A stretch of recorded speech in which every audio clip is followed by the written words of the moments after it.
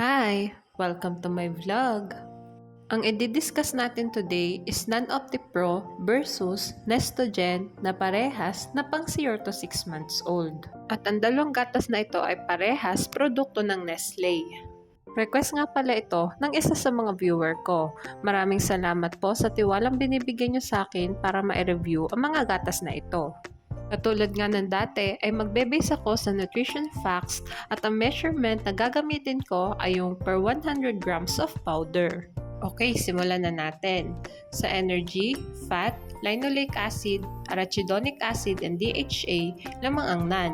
Samantalang lamang naman ang Nestogen sa protein, ngunit wala itong arachidonic acid and DHA, ngunit pantay naman ng dalawang gatas sa linolenic acid.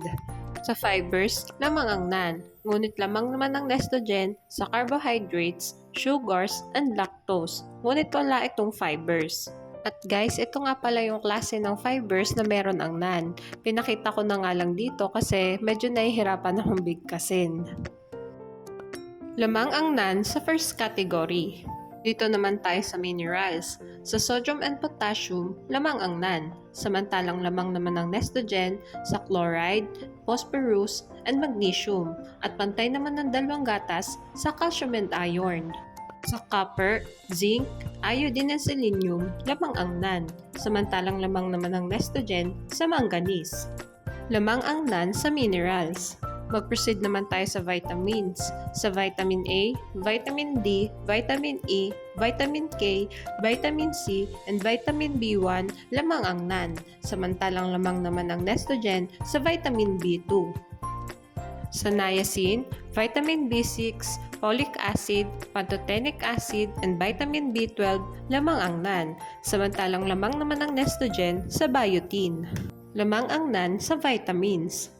Sa other nutrients naman tayo, lamang ang NAN sa inositol, taurine, L-carnitine, and nucleotides, at meron din itong probiotics. Samantalang lamang naman ang Nestogen sa choline, at wala naman itong nucleotides and probiotics.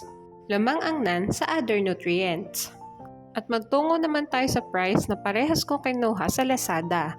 Paalala guys, pwede mag-iba ang presyo ng dalawang gatas na ito depende kung sang store nyo sila titingnan. Makikita natin dito na sa parehas nilang bigat na 1.3 kg ay mas mahal ang NAN ng 1,275 at reasonable naman yon dahil ang NAN ay premium milk compare sa Nestogen. Nakita naman natin na mas denser sa nutrients ang NAN. Bale, ito na nga yung summary ng vlog natin today. Sa first category, minerals, vitamins, and other nutrients, lamang ang NAN. Ngunit mas affordable naman ang Nestogen.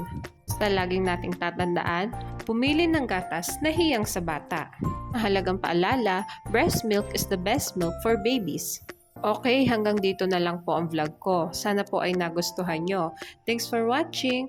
Please like and subscribe for more videos.